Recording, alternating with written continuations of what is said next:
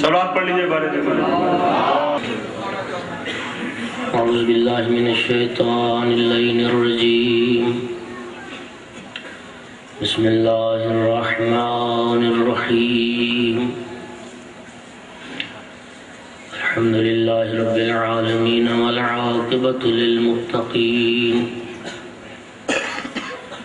والجنة للمؤمنین والنار للمنافقین الحمد لله الذي جعلنا من المتمسكين بولاية علي بن أبي طالب وأولاده المعصومين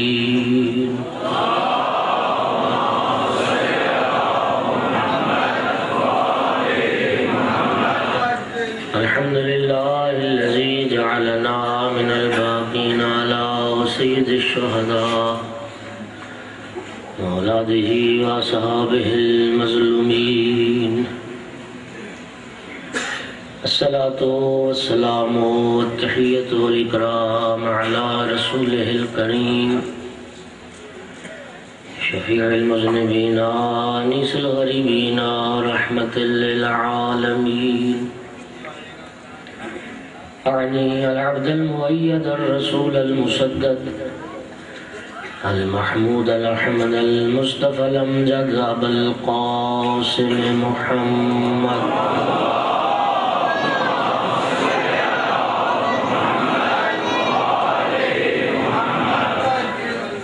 ثم الصلاة والسلام والتحية والإكرام على آله الطيبين الطاهرين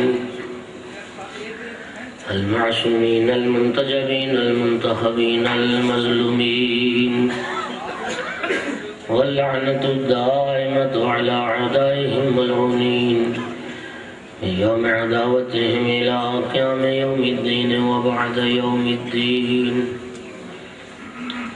أما بعد فقال سبحانه وتعالى في كتابه المجيد أعوذ بالله من الشيطان الرجيم بسم الله الرحمن الرحيم إن الله يأمر بالعدل والإحسان صلوات پڑھ دیجیے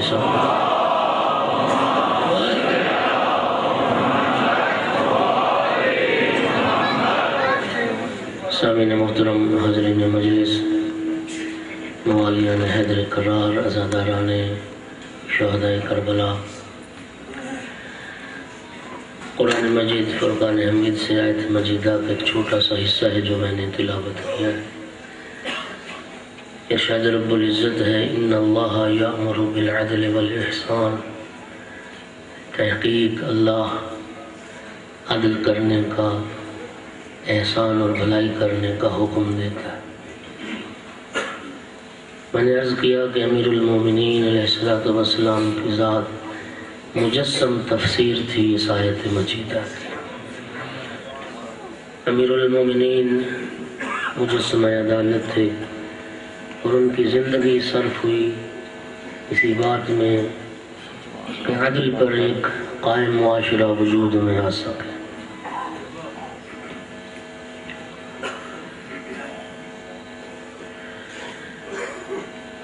اللہ رب العزت کلام مقدس میں فرماتا ہے ان اللہ یحیی الارض بعد موتها، تحقیق اللہ اس زمین کو اس کے مردہ ہو جانے کے بعد زندہ کرے گا۔ امام موسیٰ کاظم علیہ السلام نے فرمایا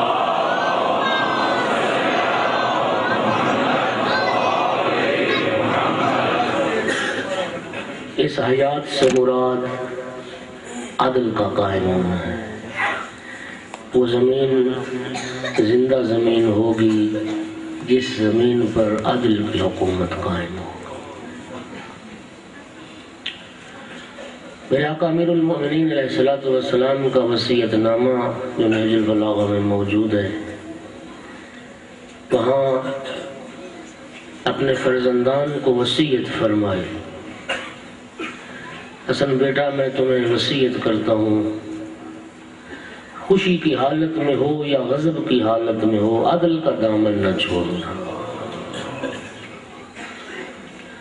اور میں التماس کروں گا دوستوں سے کہ کم از کم ایک مرتبہ اس وصیت نامے کا ضرور مطالعہ فرمائیں۔ نہج البلاغہ میں چند مقامات پر وصیتیں۔ ایک وصیت نامہ وہ ہے جو مقام صفین سے پلٹتے وقت حضرت نے وصیت فرمائی۔ ایک وصیت نامہ وہ ہے جو بستر شہادت پر حضرت نے وصیتیں فرمائی۔ اس کے علاوہ بھی متعدد وصیت کے جملے ہیں۔ ایک وصیت نامہ ہے جس میں حضرت نے اپنی زمینوں کے متعلق، اپنی اراضیوں کے متعلق، اپنے نخلستانوں کے بارے میں وصیت فرمائی۔ اسی طرح ایک مقام پہ اور جملہ ہے 5 چیزوں کی وصیت فرمائی۔ متعدد وصایا کے جملے ہیں، لیکن وہ وصیت نامہ جو شہادت سے پہلے حضرت نے وصیت فرمائی ہے نا، وہ وصیت صرف اپنی اولاد کے لیے نہیں تھی، کیونکہ اس وصیت میں یہ جملے ہیں: حسن اور حسین بیٹا، میری یہ وصیت تمہارے لیے ہے، میری تمام اولاد کے لیے، میرے قرابت داروں کے لیے، اور قیامت تک آنے والے میرے اس ہر محب اور شیعہ کے لیے یہ وصیت ہے جس تک یہ میرا وصیت نامہ پہنچے۔ اولاد باپ کی آخری وصیت کو پورا کرنے کی کوشش کرتی ہے، ماں کی آخری وصیت کو پورا کرنے کی کوشش کرتی ہے، اور ہمارے آقا مولا نے اگر آخری وقت میں ہمارے لیے وصیت فرمائی ہو اور ہمیں یہ احساس ہی نہ ہو کہ وہ وصیت نامہ ہے کہاں،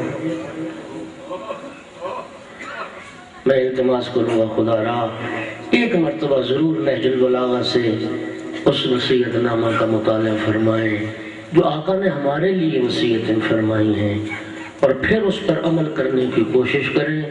دنیا کی فلاح اور آخرت کی فلاح امیر المومنین کے اسی وصیت نامے پر عمل کرنے میں۔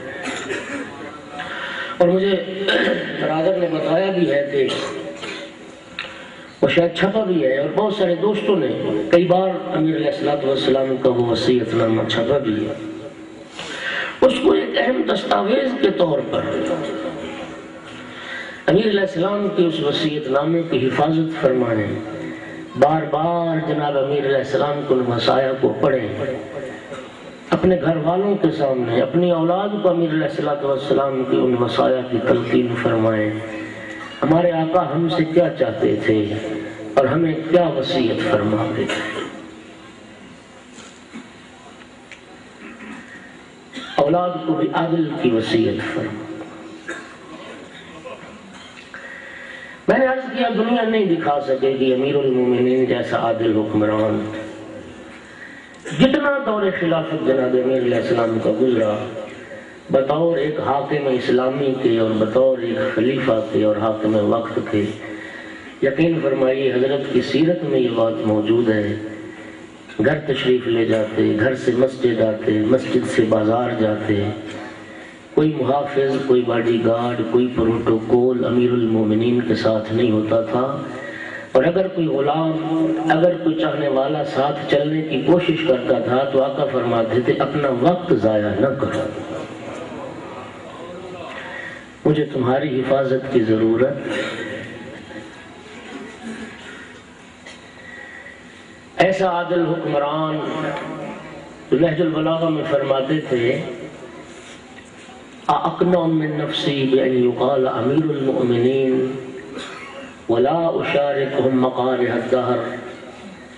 میرے آقا فرماتے تھے کہ علی اسی بات پہ قانع ہو جائے، کیا میں اسی بات پہ قناعت کر لوں لوگ مجھے امیر المومنین کہہ کے خطاب کرتے ہیں اور میں لوگوں کے دکھوں میں شریک نہ بنوں۔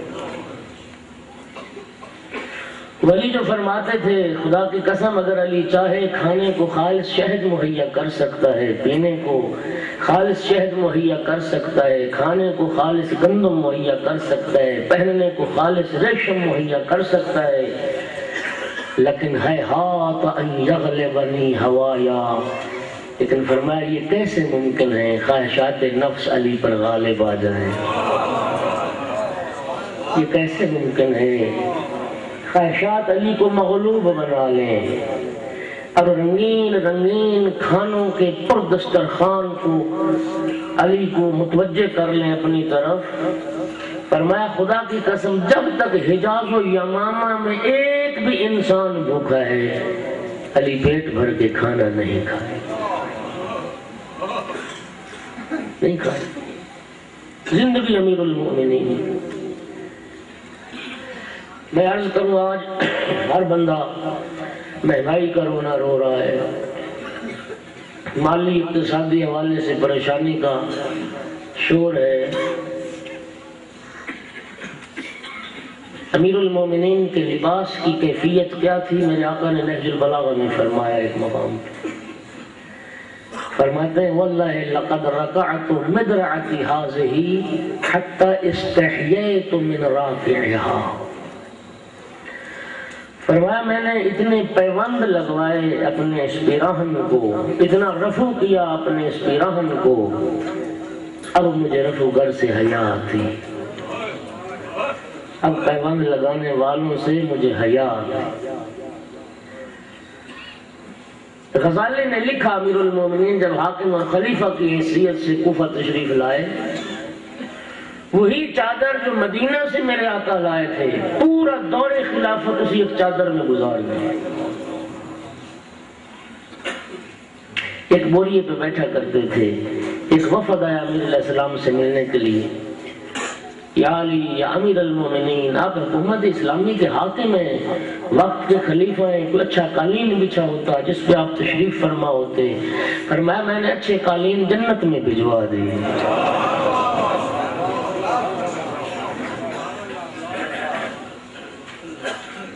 اور میرے آقا نے فرمایا تھا کوفہ پہنچ کے، کوفے والوں میں حاکم کی حیثیت سے تمہارے پاس آیا ہوں، میں اگر خلافت سے علیحدہ کر دیا جاؤں یا قتل کر دیا جاؤں، یاد رکھو یہ علی کے پاس یہ میری زرہ ہے، یہ میری تلوار ہے، یہ میرا لباس ہے، یہ میری چادر ہے، یہ میری سواری ہے، اگر میں خلافت سے الگ کر دیا جاؤں، میں قتل کر دیا جاؤں، اس مال سے زیادہ مال علی کے گھر سے برآمد ہو تو سمجھنا علی نے تمہارے حق میں خیانت کی۔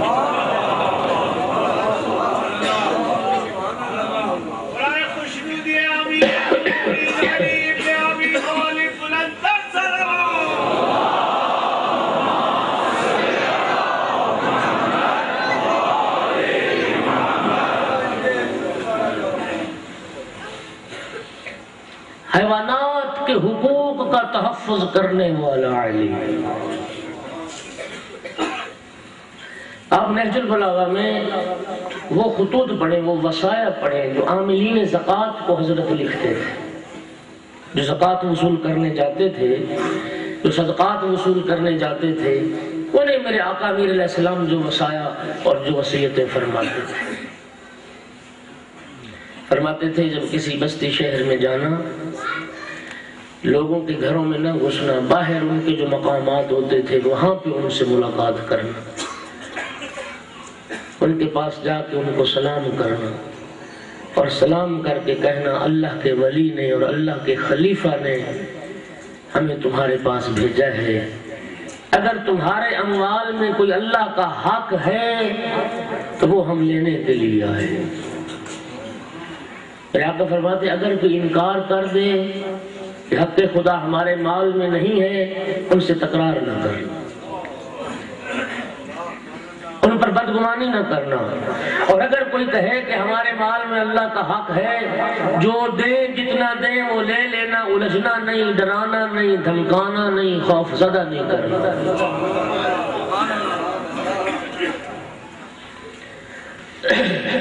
اور جو جانور زکوٰۃ میں وصول کرنا، جو وہ دیں اور جتنا حق بنتا ہے اتنے وصول کرنا۔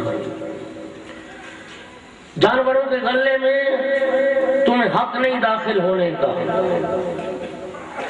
جانوروں کو ڈرانے دھمکانے کا حق نہیں، اور تمہیں اختیار نہیں کہ یہ جانور میں زکوٰۃ میں لیتا ہوں، کیونکہ ان کا حق حصہ زیادہ ہے، زیادہ حصہ کے مالک وہ ہیں، جو وہ دیں تم اسی کو قبول کر لیں۔ اب اب جملے سنیے کیا حقوق کا تحفظ ہے. فرمایا جب جانوروں کو لے کے چلنا اونٹنی اور اونٹنی کے بچے میں جدائی پیدا نہ کرنا. خبردار اس بات کا خیال رکھنا اونٹنیوں کو سارا دودھ تم نہ پی لینا، ایسا نہ ہو کہ ان کے بچے بھوکے رہ جائیں. میں تمہیں وصیت کرتا ہوں ان جانوروں کو ایسے راستوں سے لے کے آنا جس راستے پہ پانی ہو، جس راستے پہ تالاب ہو، جس راستے پہ سبزہ ہو، جس راستے پہ گھاس ہو. انہیں تھکانا نہیں، انہیں آرام کرنے کا، جانوروں کو آرام کرنے کا موقع دینا، ہر تالاب پر انہیں لے کے جانا، اور ان حتیٰ اونٹنیوں پر سواری کرنے میں بھی عادل کرنا. باری باری سوار ہونا، اور وہ جانور جن کے کھر گھس چکے ہوں یا جن کے پاؤں میں کوئی تکلیف ہو انہیں دوڑانا نہیں، انہیں بھگانا نہیں، انہیں آرام سے میرے پاس لے کے آنا. صحت مند ہوں، موٹے تازے ہوں، میرے پاس لے کے آنا، پھر میں اللہ کے حکم کے مطابق انہیں فقراء میں تقسیم کروں. جانوروں کے حقوق کا تحفظ. اور میرے دوستوں، میرے آقا فرمایا کرتے تھے نعمت خداوندی کی قدر کرنا، نعمت کو ضائع نہ کرنا. حتیٰ فرمایا ایک دانہ کھجور کا بھی ضائع نہ کرنا، ایک دانہ انگور کا بھی ضائع نہ کرنا، ایک دانہ گندم کا بھی ضائع نہ کرنا. امام محمد باقر علیہ السلام سے روایت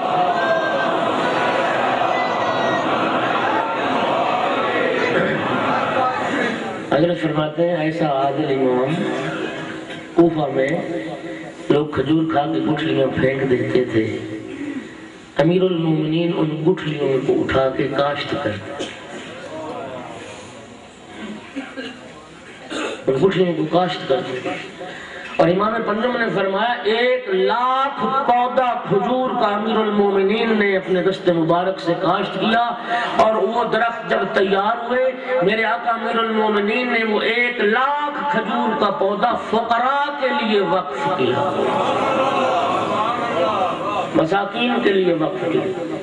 اور حتیٰ جناب حسنین سے فرمایا حسن حسین بیٹا ان کھجور کے درختوں سے تمہیں بھی لینے کا حق حاصل نہیں، تم بھی صرف اس صورت میں ان سے حصہ لے سکتے ہو جب تم بھی فقیر ہو جاؤ، اور اتنا لینا جتنا دوسرے فقراء کا حصہ. ولی سگا بھائی عقیل امیر المومنین کے پاس آئے، یا علی بیت المال سے میرا کچھ حصہ بڑھا دیجئے. یہ نہج البلاغہ میں موجود نہیں ہے، کیا مانگا کتنا مانگا یہ دوسری تاریخوں میں موجود ہے. وہاں سے میں عرض کر رہا ہوں 3 کلو گندم اضافہ طلب کی. کائنات مانگ لیے عقیل نے، کیا مانگا 3 کلو گندم. اور خطبہ پڑھیے نہج البلاغہ میں، میرے آقا فرماتے میں دیکھ رہا تھا اولاد عقیل کو فقر و غربت ان کے چہروں سے عیاں تھی. آج اور اس سے پہلے بھی انداز حکمرانی کیا ہے تو یہ اگر برسر اقتدار ہوتا ہے قیامت تک نسلوں کے لیے وہ خزانے جمع کر جاتا ہے. سگا بھائی بڑا بھائی 3 کلو گندم مانگ. میرے آقا امیر المومنین نے 1000 بار آپ کا سنا ہوا جملہ، لوہے کا ایک ٹکڑا گرم کیا، سرخ کیا. جب لوہے کا وہ ٹکڑا سرخ ہو گیا عقیل سے فرمایا عقیل بھائی ہاتھ بڑھاؤ.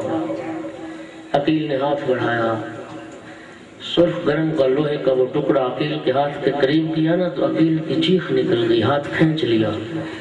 اب جملے سننا نہج البلاغہ سے پڑھ رہا ہوں. جب عقیل نے ہاتھ کھینچا فرمایا سکلت السواکل یا عقیل، رونے والیاں تجھ پر روئیں میرا بھائی عقیل، ماتم کرنے والیاں تیرا ماتم کرے میرا بھائی عقیل. أطئن من حديدة أحماها إنسانها للعبه وتجرني إلى نار سجرها جبارها لغضبه.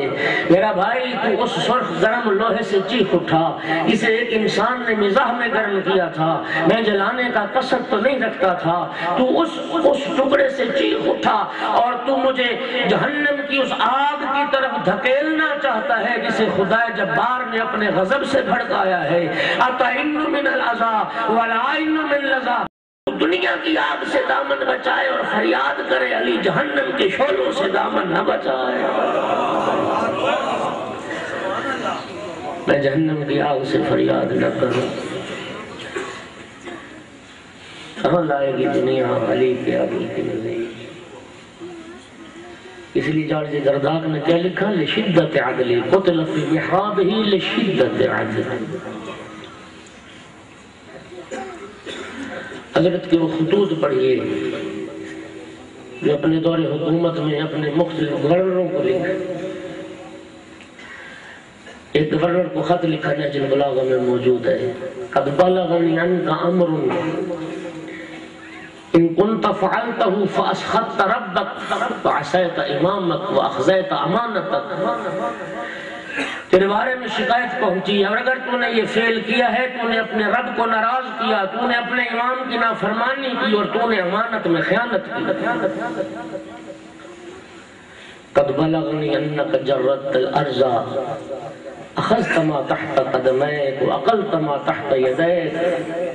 تیرے بارے میں شکایت پہنچی کہ تو بیت المال کی سرزمین کو چٹ کر گیا، جو تیرے قدموں کے نیچے آیا تو نے اس پہ قبضہ جما لیا، جو تیرے ہاتھ میں آیا تو نے وہ کھا لیا. فرفع الی حسابک، بیت المال کا سارا حساب کتاب لکھ کے مجھے بھیج. وَعْلَمْ أَنَّ حِسَابَ اللَّهِ عَظَمُ مِنْ حِسَابِ النَّاسِ. اور اس بات کو مت بھولنا اللہ کا محاسبہ انسانوں کے محاسبے سے سخت.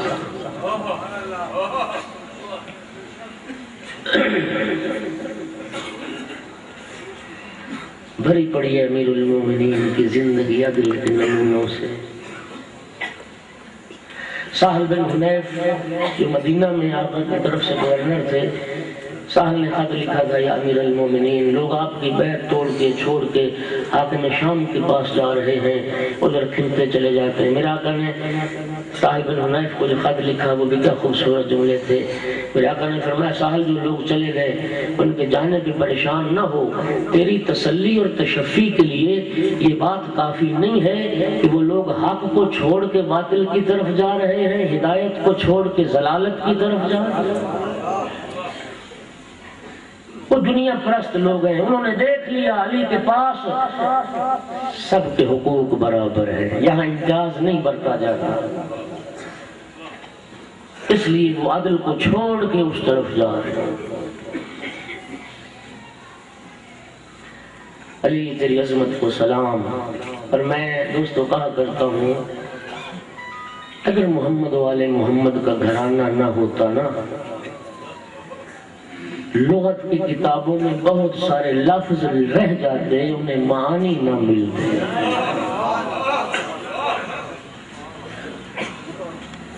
لفظ عدل کو معنی عطا کیا ہے امیر المومنین. عدل کیا خوبصورت سیرت ہے، کیا خوبصورت کردار.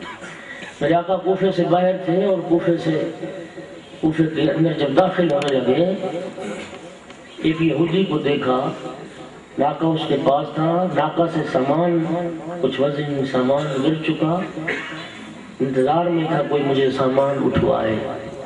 امیر علیہ السلام پہنچے، وہ سامان اٹھوایا. پوچھا آپ نے کہاں جانا ہے؟ یہودی نے پوچھا. میرے آقا نے فرمایا میں نے کوفہ جانا ہے. اس کی منزل اور تھی.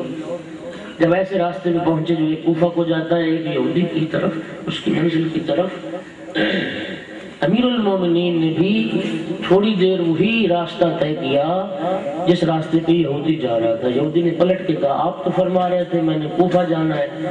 فرمایا جانا میں نے کوفہ ہی ہے، لیکن چونکہ تیرے ساتھ رفاقت ہو گئی ہے لہذا ہمارے دین اسلام کی تعلیم یہ ہے کہ ساتھی کو بدرقہ کرنے کے لیے تھوڑا سا چند قدم چل کے اس کے ساتھ جا۔ اللہ،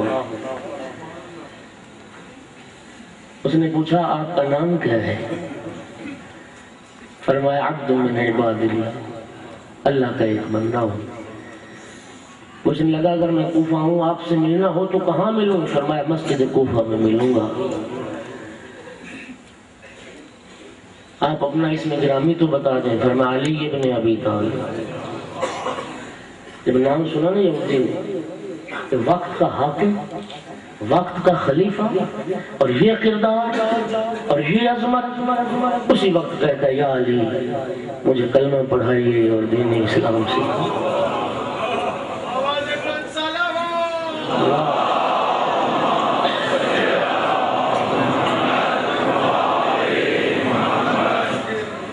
بڑے بڑے نمونے آگے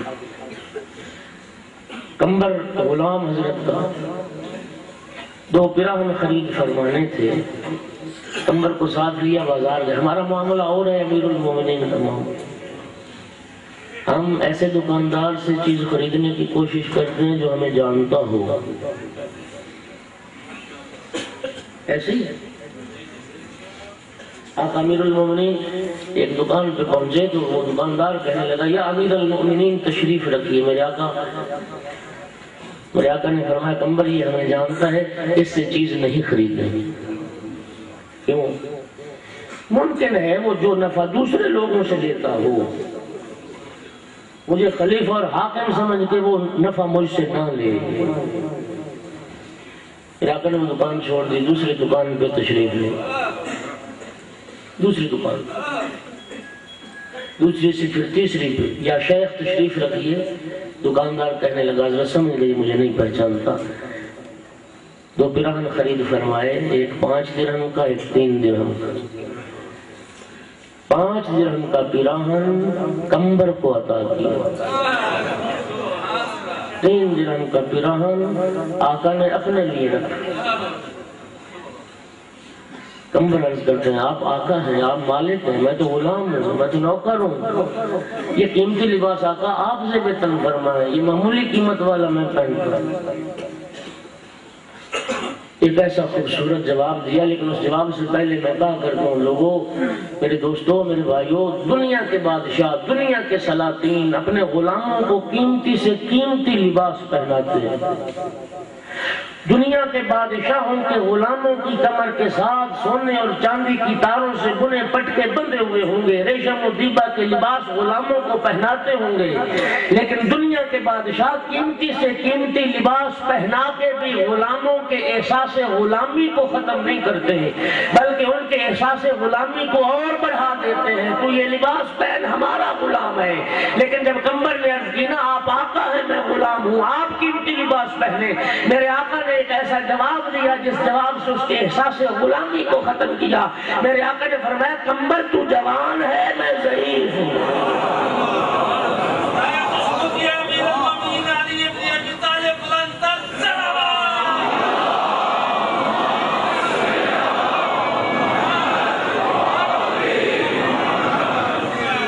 تو جوان ہے میں ضعیف ہوں، جوان کو قیمتی لباس زیب دے۔ بادشاہ حبشہ نے سرکار دو عالم کی دعوت اسلام کے نتیجے میں اسلام قبول کیا تھا، اور اس نے کچھ تحائف قیمتی بھیجے تھے سید الانبیاء کی خدمت میں۔ وہاں اس نے اپنے بیٹے ابو نیزر کو بھیجا تھا سید الانبیاء کی خدمت کے لیے۔ ابو نیزر جب تک سید الانبیاء زندہ رہے ابو نیزر سید الانبیاء کی خدمت میں رہا۔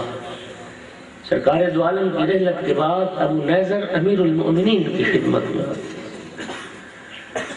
اس کے والد نے اس کو خط لکھا کہ رحمت دو عالم دنیا سے چلے گئے، اب تو لوٹا حبشہ اور شہزادوں کی طرح زندگی گزار۔ اس نے جو خط لکھا، تاریخ نے جملے لکھے، باپ کو خط لکھا، اشہد انکا ملک کریم، میں گواہی دیتا ہوں بابا آپ ایک کریم بادشاہ ہیں، وَلَكِنْ لَا أُفَارِقُ عَلِيًّا لَحْظَةً وَاحِدًا، لیکن بابا میں علی کو ایک لمحے کے لیے بھی چھوڑ نہیں سکتا، ایک لحظے کی بھی جدائی میں علی کی برداشت نہیں کر سکتا، نہیں چاہیے وہ مجھے حکومت اور اقتدار، اس اقتدار سے زیادہ عزیز ہے علی کی غلامی۔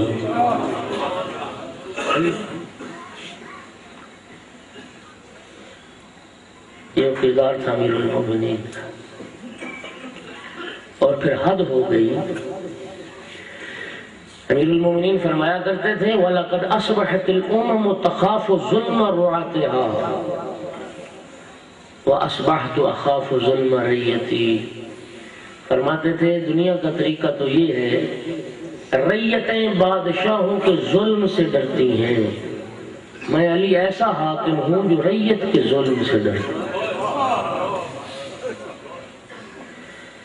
امیر المومنین فرمایا کرتے تھے خدا کی قسم کانٹوں پہ جاگتے ہوئے رات گزارنا، قید و بند میں زنجیروں میں جکڑ کے گھسیٹا جانا علی کے لیے آسان ہے،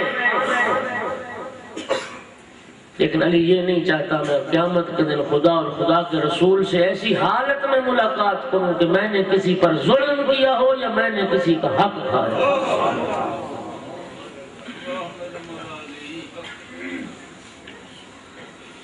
حاکم شام نے لکھا تھا ایک مرتبہ جناب امیر کو، یا علی تمہیں وہ وقت بھول گیا جب تمہارے گلے میں رسی ڈال کے گھسیٹ کے لے جایا جا رہا تھا دربار کی طرف تاکہ آپ سے بیعت لی جائے۔ اس خط کا جواب میرے آقا نے دیا، خط نہج البلاغہ میں موجود ہے۔ میرے آقا نے ارشاد فرمایا وَلَقَدْ قُلْتَ إِنِّي أُقَادُ كَمَا يُقَادُ الْجَمَلُ الْمَخْشُوشُ حَتَّى أُبَايِعَ۔ حاکم شام جہاں تک تو نے یہ کہا کہ جس طرح اونٹ کے ناک میں نکیل ڈال کے اس کو کھینچا جاتا ہے، اسی طرح مجھے کھینچ کے لے جا رہے تھے دربار مجھ سے بیعت لینے کے لیے۔ تمہیں سنیے گا آقا کا، میرے آقا نے فرمایا وَاللَّهِ لَقَدْ أَرَدْتَ أَن تَزُمَّ فَمَدَحْتَ وَأَن تَفْزَى فَافْتَزَحْتَ۔ حاکم شام خدا کی قسم تو یہ بات لکھ کے چاہتا تھا علی کی مذمت کرنا، لیکن تو نے تو علی کی تعریف کی ہے۔ یہ بات لکھ کے تو علی کی مذمت کرنا چاہتا تھا، لیکن تو نے علی کی تعریف کی ہے۔ ان تفزح فافتضحت، تو یہ بات لکھ کے علی کو رسوا کرنا چاہتا تھا جبکہ تو خود رسوا ہو گیا، اس لیے کہ ما من غضاضۃ علی المسلم ان یکون مظلوما۔ حاکم شام یاد رکھ، مسلمان کے لیے ظالم ہونا عیب ہے، مظلوم ہونا تو عیب نہیں۔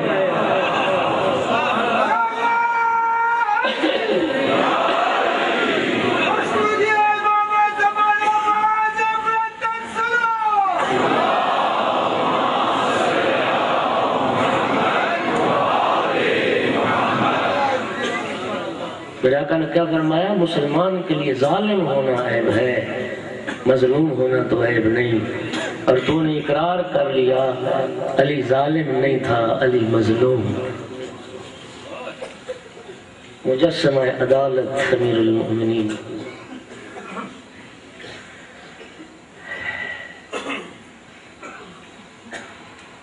امام اہل سنت فخر رازی نے اپنی تفسیر مفاتیح الغیب میں، جو تفسیر کبیر کے نام سے معروف ہے، اس واقعے کو ذکر کیا جو میں ذکر کرنے لگا۔ شہید مطہری نے بھی لکھا، ہمارے علماء نے بھی لکھا، امیر علیہ السلام کے دور حکومت میں حضرت کا ایک محب تھا، ایک چاہنے والا تھا، چوری کر بیٹھا، چوری کے جرم میں پکڑا گیا، امیر المومنین کی بارگاہ میں اس کو حاضر کیا گیا۔ جناب امیر علیہ السلام نے اس سے پوچھا، اس نے اقرار جرم کر لیا۔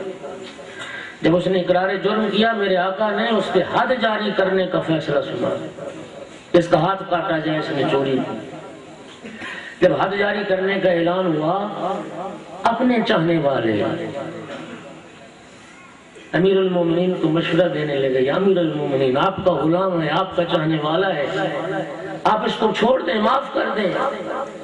جملہ سنو گے، میرے آقا نے فرمایا اگر یہ میرا چاہنے والا تھا، اگر یہ میرا محب تھا تو اس کا کردار عظیم ہونا چاہیے تھا، اس کا کردار بلند ہونا چاہیے تھا، یہ فعل اس کو نہیں کرنا چاہیے تھا۔ میرے آقا امیر المومنین نے اس پہ حد جاری کی اور اس کی انگلیاں کاٹ دی۔ دکھائیے مجھے دنیا میں کوئی ایسا حکمران۔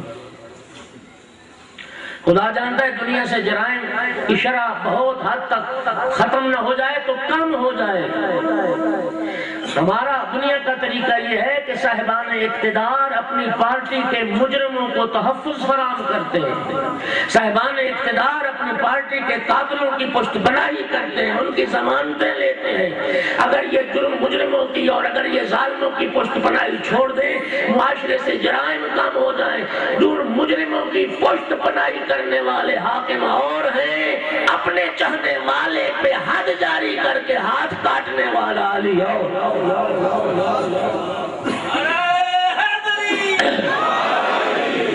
ہاتھ کاٹ دی، انگلیاں کاٹ دی۔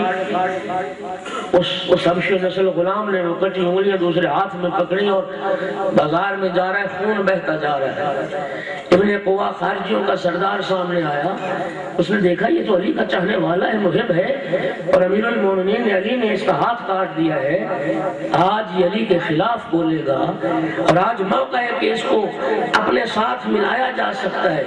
اس توقع سے سامنے آ کے پوچھا تیرے ساتھ یہ سلوک کس نے کیا؟ کہتا ہے قد قاطع یمینی امیر المؤمنین یعصوب المسلمین قائد الغر المحجلین خاتن الرسول زوج البطول المنتقم من الجہال المصادم الابطال الناطق بالسداد الحادی الى الرشاد السابق الى جنات النعیم الموت الزکاة رجل شجاع وفی مکی اخو رسول اللہ علی بن ابی طالب۔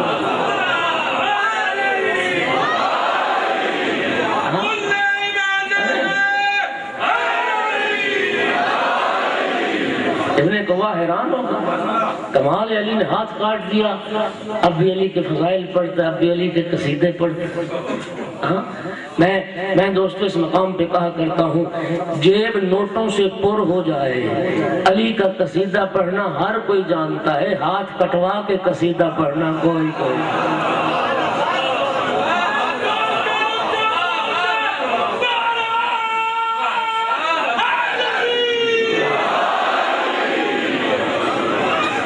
ہاتھ کٹوا کے قصیدہ پڑھنا۔ اور نہج البلاغہ میں فرمایا میرے آقا نے، جملہ سنیے میرے آقا کا، فرمایا لو ضربت خیشوم المؤمن بسیفی ھذا الا ان یبغضنی ما ابغضنی۔ فرمایا خدا کی قسم میں یہ تلوار مومن کی ناک پہ ماروں اور اس کی ناک اڑا دوں کہ وہ مجھ سے بغض کرے، مومن مجھ سے بغض نہیں کرے گا۔ وَلَوْ سَبَبْتُ الدُّنْيَا بِجَمَّاتِ عَلَى الْمُنَافِقِ أَلَا أَن يُحِبَّنِي مَا أَحَبَّنِي۔ اور اگر میں ساری دنیا منافق کے قدموں میں ڈال دوں کہ منافق مجھ سے محبت کرے، منافق مجھ سے محبت نہیں کرے گا، کیوں؟ فرمایا لِأَنَّهُ قُضِيَ فَانْقَضَى عَلَى لِسَانِ النَّبِيِّ الْأُمِّي يَا عَلِي لَا يُحِبُّكَ مُنَافِقٌ وَلَا يُبْغِضُكَ مُؤْمِنٌ۔ اس لیے کہ یہ فیصلہ تو رسول کی زبان سے صادر ہو چکا، یا علی منافق تو اس سے محبت نہیں کر سکتا، مومن تو اس سے بغض نہیں کر سکتا۔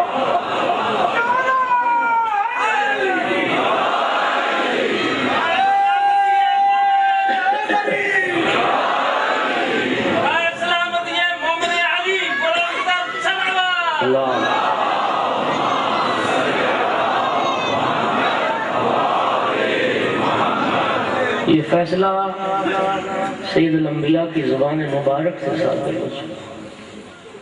حیران ہو گیا، جی تیرا ہاتھ کس نے کاٹا؟ کہا میرا ہاتھ کاٹا مومنوں کے امیر نے، میرا ہاتھ کاٹا مسلمانوں کے رہنما نے، میرا ہاتھ کاٹا سجدہ گزاروں کے قائد نے، روشن پیشانی والوں کے قائد، میرا ہاتھ کاٹا ہے داماد رسول شوہر بطول نے۔ اگلا کیا خوبصورت جملہ کا، کہتا ہے میرا ہاتھ کاٹا اس ہستی نے جس کی زبان سے حق کے سوا کچھ نہیں نکلا، جو نیکیوں کی طرف ہدایت کرنے والا ہے، جو جنتوں کی طرف سبقت کرنے والا ہے، جو ہلاک سے انتقام لینے والا ہے، جو مرد میدان کو میدان میں پچھاڑنے والا ہے، جو حالت رکوع میں زکوٰۃ دینے والا ہے، اس سے بڑا وفادار اور بہادر کوئی نہیں۔ میرا ہاتھ کاٹا ہے رسول اللہ کے بھائی علی ابن ابی طالب۔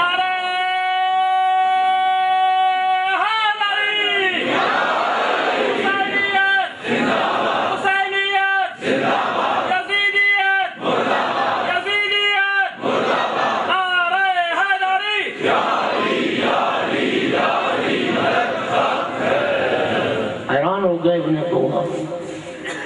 ہاں؟ اور حیران ہو کے کہتا ہے کمال ہے بھائی، علی نے ہاتھ کاٹ دیا، اب بیلی کے فضائل پڑھتے ہو؟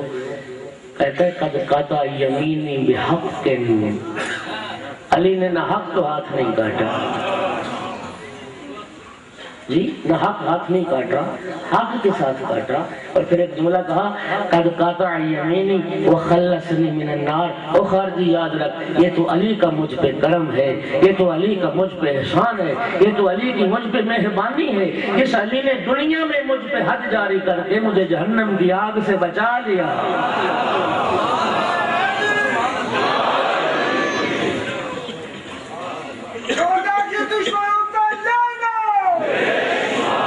کسی نے روایت مکمل کر دوں، کسی نے آقا امیر المومنین کی خدمت میں عرض کیا امیر المومنین اس پہ آپ نے حد جاری فرمائی، وہ تو فضائل پڑھتے پھر۔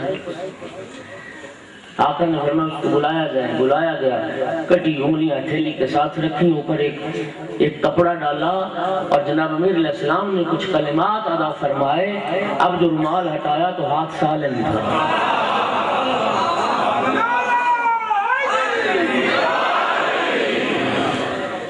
میں کہا کرتا ہوں ہاتھ کاٹنا عدل علی ہے اور ہاتھ جوڑنا فضل علی۔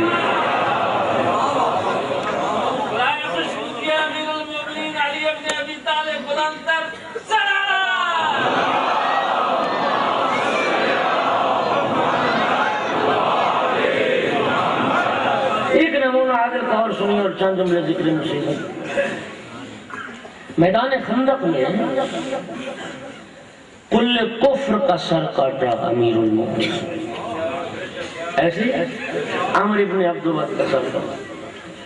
وہ جو کل کفر تھا وہ سردار بھی تھا قبیلے کا، اتنا بڑا بہادر، 1000 بندے سے مقابلہ کرنے والا، یہ ساری باتیں آپ کے علم میں۔ انتہائی قیمتی زرہ تھی، انتہائی قیمتی خود تھا، ہیرے جواہرات سے مرصع۔ میرے آقا امیر المومنین نے کل کفر کا سر کاٹا ہے، نہ اس کے خود کو ہاتھ لگایا، نہ اس کی زرہ کو ہاتھ لگایا، نہ اس کی تلوار کو ہاتھ لگایا، سارا سامان اور اس کا لباس جنگ چھوڑ کے امیر المومنین پیغمبر کی خدمت میں اس کل کفر کا سر لے کے گئے۔ عامر کی بہن جب عامر کی لاش پہ آئی نا اور سنا کہ بھائی مارا گیا، آئی تھی بھائی کو رونے، جب اس نے لاش کی کیفیت دیکھی کہ زرہ موجود ہے، خود موجود ہے، لباس موجود ہے اور کسی نے ہاتھ تک نہیں لگایا، اب بھائی کو رونا بھول گئی، قاتل کا قصیدہ پڑھنا شروع کیا۔ دکھائیے مجھے دنیا میں کوئی بہن بھائی کی لاش پہ آ کے قاتل کا قصیدہ پڑھ رہی ہو، بھائی کی لاش پہ کھڑے ہو کے کہتی ہے لو کان قاتل عمر غیر قاتل ہی بقیت ابدا ما دمت فی البلد لیکن قاتلہ من لا نظیر لہ کان یدعى ابوہ بیضۃ البلد۔ بھائی کی لاش پہ کہتی ہے بھائی اگر علی کے علاوہ تیرا کوئی اور قاتل ہوتا میں ساری زندگی تجھ کو روتی رہتی، لیکن کیا کروں تیرا قاتل اتنا کریم ہے۔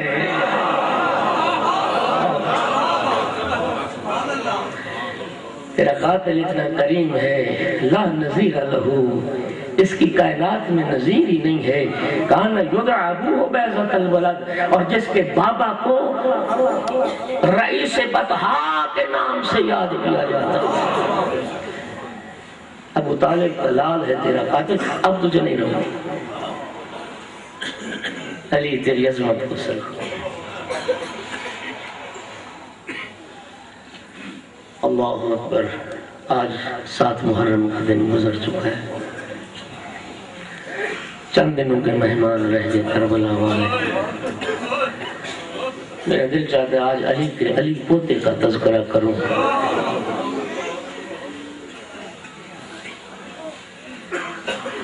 امام سجاد علیہ السلام کی جب ولادت باسعادت ہوئی نا، امام حسین علیہ السلام نے سید سجاد کو اٹھایا، مسجد نبوی کی محراب میں لا کے رکھا، پروردگار میں اپنے اس بیٹے کو تیری راہ میں وقف کرتا ہوں۔ اس وقت امیر المومنین آگے بڑھے اور محراب سے سید سجاد کو اٹھایا، پروردگار میں تیری بارگاہ سے اپنے اس بیٹے کو لے کے جا رہا، اور جب شہزادہ علی اکبر کی ولادت ہوئی، امام حسین علیہ السلام نے پھر اٹھا کے مسجد نبوی کی محراب میں رکھا، پروردگار میں اپنے اس بیٹے کو بھی تیری راہ میں وقف کرتا ہوں۔ اب علی نہیں تھے، علی کی بڑی بیٹی زینب کبریٰ آگے بڑھ، شہزادہ علی اکبر کو محراب میں مسجد سے اٹھایا، پروردگار میں تیری بارگاہ سے علی اکبر کو لے کے جا رہا ہوں۔ شہزادہ علی اکبر کی تربیت فرمائی جناب زینب عالیہ۔ اللہ اکبر، بڑا پیارا بیٹا حسین کا، بڑا پیارا بیٹا حسین۔ میرے پیش نظر کچھ روایات ہیں، میں ان روایات کی بنیاد پہ کہتا ہوں یعقوب کو یوسف سے اتنی محبت نہیں تھی جتنی حسین کو علی اکبر سے۔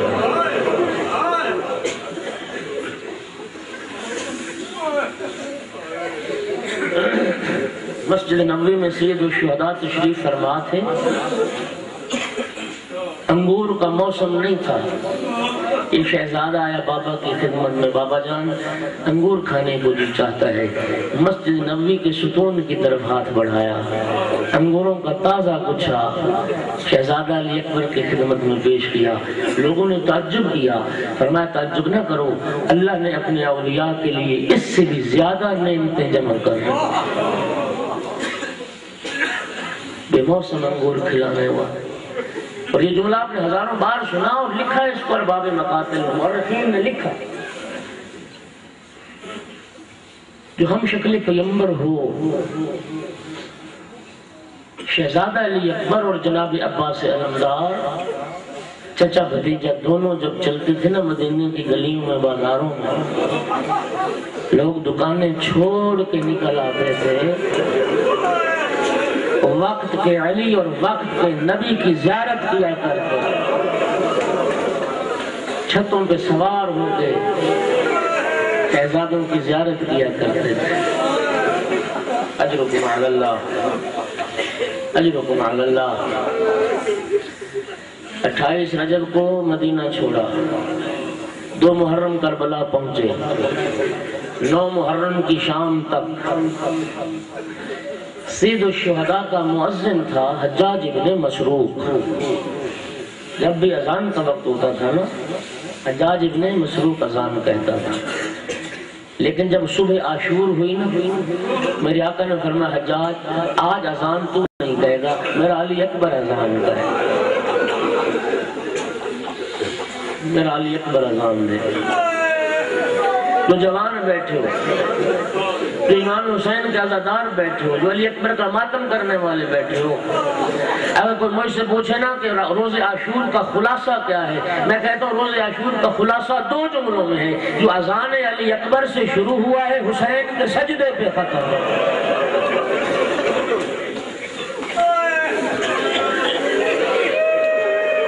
اور شاید مسئلہ یہی ہو، سید الشہداء قیامت تک کے لیے چاہتے ہوں میرے ہر حسینی کو، میرے ہر ماتمدار کو، میرے ہر عزادار کو یاد رہے صبح عاشور کا آغاز علی اکبر کی اذان سے ہوا۔ علامہ علی نقی نے یہ جملہ لکھا کہ امام حسین علیہ السلام نے صبح عاشور کو جو مؤذن بدلا، سید الشہداء نے کئی طریقوں سے لشکر یزید پہ اتمام حجت کیا ہے۔ یہ بھی اتمام حجت کا ایک طریقہ تھا کہ آخری بار لشکر یزید کو لہجہ پیغمبر سنوا دیں۔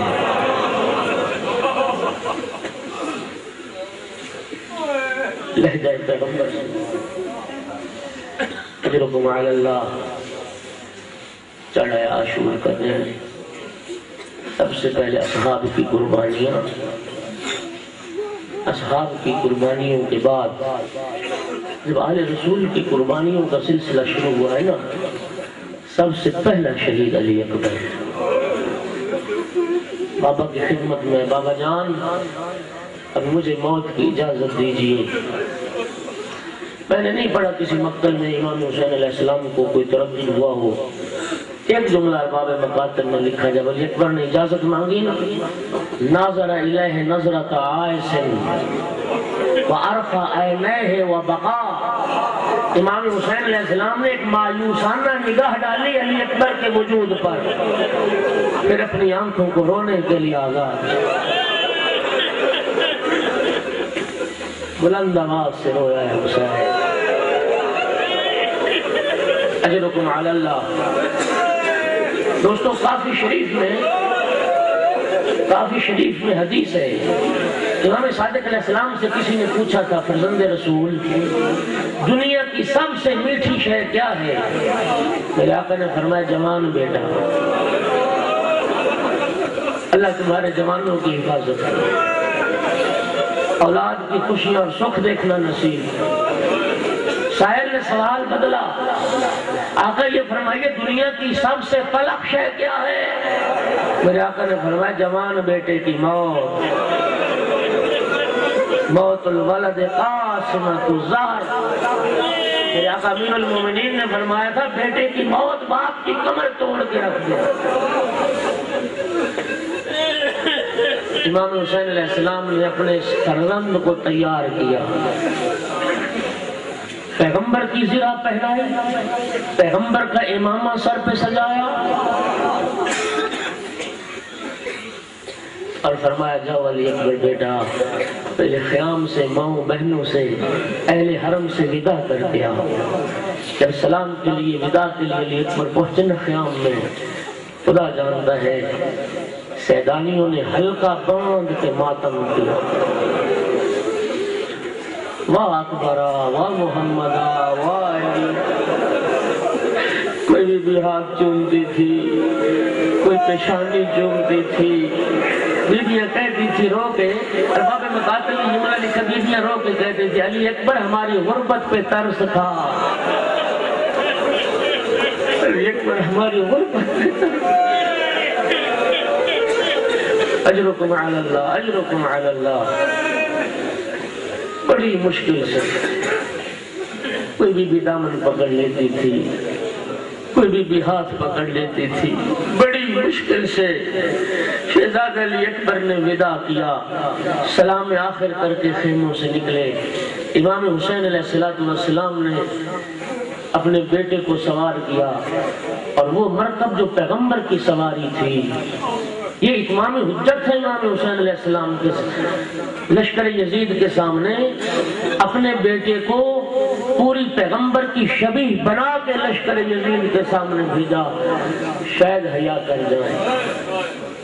میں دوستو میں کہا کرتا ہوں کہ محرم سفر کا مہینہ ختم ہو جائے گا نا، ربیع الاول کا مہینہ آئے گا، سارے مسلمان میلاد النبی کے جلسے جلوس منعقد کرتے ہیں، شہر سج جاتے ہیں سبز پرچموں سے۔ اور آپ نے دیکھا کہ عید میلاد النبی کے موقع پہ ایک وہ پرچم جس پہ پیغمبر کی ایک فرضی نالین کی شبیہ بنی ہوتی ہے، نالین پیغمبر کی ایک تصویر، وہ علم سجاتے ہیں، بیجز بنے ہوتے ہیں جو سینوں پہ سجاتے ہیں۔ میں کہتا ہوں آج کا مسلمان خوش نصیب ہے، 1400 سال بعد پیغمبر کی فرضی نالین کی شبیہ کا بھی احترام کرتا ہے، اس کو بھی بوسے دیتا ہے۔ وہ کیسے مسلمان تھے جنہوں نے جیتی جاگتی تصویر رسول، جیتی جاگتی تصویر رسول کو خاک و خون میں دیا، گھوڑے پہ سوار کر کے کسی شہید کے وقت وہ جملے نہیں فرمائے جو جناب علی اکبر کی روانگی کا وقت فرمائے، اللہم اشہد علی ہؤلاء القوم، میرا اللہ اب اس قوم پہ گواہ رہنا، لقد برز الیہم غلام اشبہ الناس خلقا وخلقا ومنطقا برسولہ، میرا اللہ وہ نوجوان جا رہا ہے جو شکل و صورت میں، جو گفتار میں، جو رفتار میں سب سے زیادہ مشابہ ہے تیرے رسول کے۔ وَقُلْنَا جملہ سننا، وَقُلْنَا اِذَا اشْتَقْنَا إِلَىٰ زِيَارَةِ النَّبِيِّ فَنَظَرْنَا إِلَيْهِ، میرا اللہ تو جانتا ہے ہمیں جب بھی تیرے حبیب کی، تیرے نبی کی زیارت کا شوق ہوتا تھا، ہم علی اکبر کو دیکھ کے تیرے نبی کی زیارت کا شوق ہوتا تھا۔ اجرکم علی اللہ، اجرکم علی اللہ۔ کوئی غم نہ دیکھو سوائے غم والے لوگ، جاؤ بیٹا اللہ کے حوالے۔ علی اکبر نے گھوڑے کو ایڑ لگائی، چند قدم گھوڑا چلا اور مکہ مقتل میں یہ جملہ موجود ہے، چند قدم گھوڑا چلا، جناب علی اکبر نے محسوس کیا جیسے پیچھے سے کوئی انسان دوڑتے ہوئے آ رہا۔ شہزادہ علی اکبر نے جو گھوڑے کو روکا، پلٹ کے دیکھا غریب بابا دوڑتا ہوا، غریب کربلا دوڑتے ہوئے آ رہے ہیں۔ شہزادہ گھوڑے سے اترا، بابا جان آپ نے خود ہی تو مجھے اجازت دی ہے۔ اس وقت فرمایا علی اکبر بیٹا تو ضعیف ہوتا، تیرا جوان بیٹا موت کی طرف جا رہا ہوتا، میں پھر پوچھتا ضعیف باپ کے دل پہ کیا گزرتا۔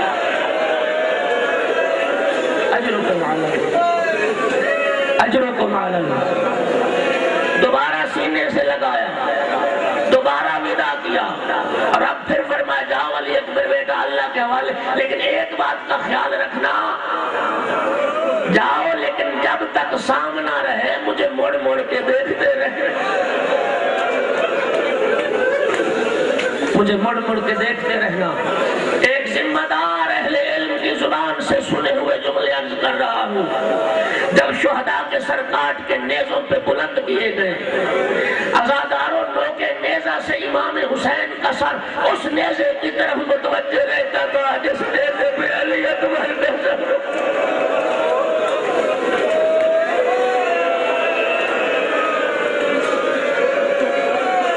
نوکے نیزہ سے اس نیزے کی طرف متوجہ رہتے تھے۔ اجرکم علی اللہ۔ شہزادہ علی اکبر نے پہلا حملہ کیا، اللہ اکبر، 120 ملاعین کو فی النار۔ شہزادہ علی اکبر کا حملہ جاری۔ بعض مقاتل نے لکھا امام حسین علیہ السلام جناب ام لیلہ کے پاس آئے اور فرمایا ام لیلہ میں نے سنا ہے نانا سے ماں کی دعا اولاد کے حق میں قبول ہوتی ہے، ام لیلہ ایک مرتبہ دعا کر میرا اکبر زندہ واپس آ۔ اجرکم علی اللہ۔ دعا مستجاب ہوئی، علی اکبر واپس پلٹے، زخموں کے منہ کھلے ہوئے تھے، بابا کی خدمت میں آ کے عرض کی یا بتا العطش قد قتلنی، بابا پیاس کی شدت نے مجھے مار ڈالا، وثقل الحدید اجہدنی، لوہے کے گرم ہتھیاروں نے مجھے تھکا دیا، فحال الی شربۃ من الماء سبیل، بابا ایک گھونٹ پانی کا مل سکتا ہے، ایک گھونٹ پانی کا، بے موسم انگور کھلانے والا حسین۔ یہ امتحان کی منزل تھی، یہ امتحان کی منزل تھی۔ فرمایا بیٹا اور تو کچھ نہیں، اب جوان بیٹا پانی مانگ رہا ہو، زخمی بیٹا پانی مانگ رہا ہو، پانی تو تھا نہیں، بیٹے کا دل رکھنے کے لیے حسین نے کیا فرمایا، ہاتھ یا بنی لسانک، علی اکبر بیٹا لاؤ اپنی زبان میرے منہ میں رکھو۔ شہزادہ علی اکبر نے بابا کے منہ میں زبان رکھی، دوسرے لمحے زبان کھینچ کے عرض کیا یا بتا لسانوں کا اے بس من لسانی، بابا آپ کی زبان تو میری زبان سے بھی زیادہ خوش ہے۔ میرے آقا سید الشہداء نے ایک انگوٹھی عطا فرمائی، فرمایا بیٹا انگوٹھی کو منہ میں رکھو اور صبر کرو، صبر کرو، تھوڑی دیر کے بعد تمہیں نانا کوثر سے سیراب کر دیں گے۔ شہزادہ علی اکبر میدان میں آئے، دوسرا حملہ کیا، 80 ملاعین کو فی النار کیا۔ امام حسین علیہ السلام کے بعد یہ شہزادہ علی اکبر ہے جنہوں نے سب سے زیادہ ملعون واصل جہنم کیے۔ عزاداروں کوئی سامنا کرنے کے لیے تیار نہیں ہوتا تھا، میدان اٹ گیا تھا کشتوں سے۔ ایک مرتبہ ابن سعد نے حکم دیا کہ اب ایسے نہیں، اب مل کے یکبار کی حملہ کیا جائے۔ عزاداروں ایک مرتبہ مرہ بن منقذ عبدی ملعون نے ایک مرتبہ جو نیزہ مارا نا علی اکبر کے سر، شہزادہ علی اکبر گھوڑے پہ جھک گئے، ملعون نے تلوار کا وار کیا، میرے آقا کے سر اقدس پہ وہ تلوار لگی۔ اب شہزادہ علی اکبر نے گھوڑے کے گلے میں باہیں ڈال دی، اب گھوڑے کے گلے میں جو باہیں ڈالی، اب جس طرف سے گھوڑا گزرتا تھا تلوار والا تلوار مارتا تھا، نیزے والا نیزہ مارتا تھا۔ ارباب مقاتل نے لکھا فَقَطَّعُوهُ بِأَسْيَافِهِمْ عِرْبًا عِرْبًا، علی اکبر کے ٹکڑے ٹکڑے، بدن کے ٹکڑے ٹکڑے ہو گئے، گھوڑے کے گلے سے جو باہیں چھوٹی، یا ابتا علیک من السلام، بابا میرا آخری سلام قبول کر لے۔ اور بابا یہ میرے نانا آ گئے، یہ میرے دادا علی آ گئے کوثر کا جام لے کے، بابا پریشان نہ ہونا، تیرا علی اکبر سے رام ہو گیا، یہ میری دادی فاطمہ زہرا آ گئی۔ اجرکم علی اللہ، اجرکم علی اللہ۔ غریب کربلا اٹھے، غریب کربلا اٹھے، ازادار و سید الشہداء نے چلنا شروع کیا، سب مقاتل والوں نے جملہ لکھا، قوت حسین کی کم ہو گئی تھی، تھوڑا چلتے تھے گر جاتے تھے، پھر سنبھلتے، پھر تھوڑا چلتے پھر بڑھتے، پھر اٹھتے پھر چلتے۔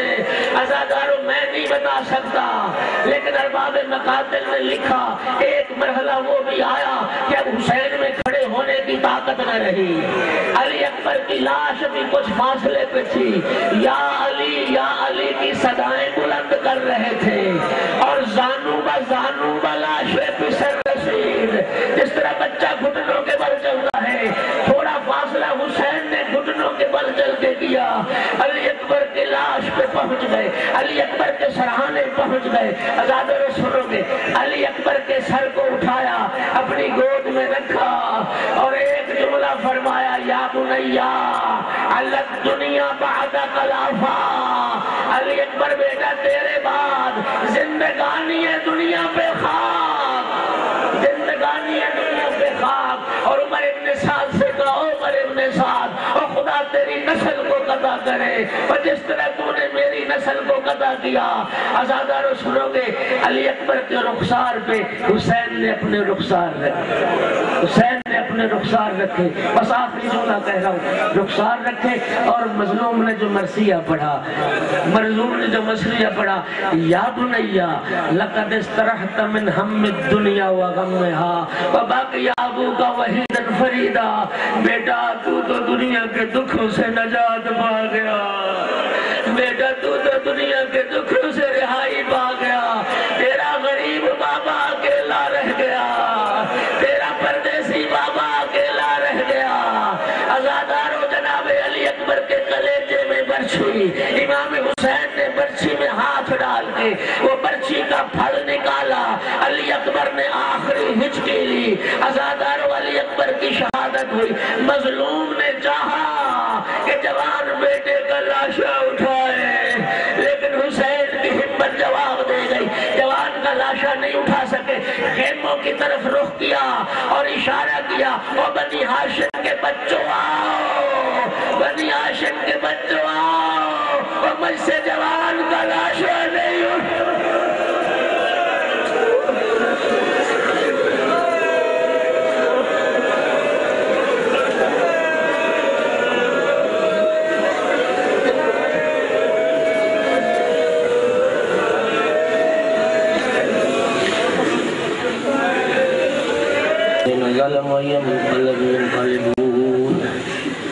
پروردگار محمد ہمارے ذکر کو قبول فرما، جتنے عزاداران تشریف فرما ہے سید و شہداء کے صدقے میں سب کی حاجات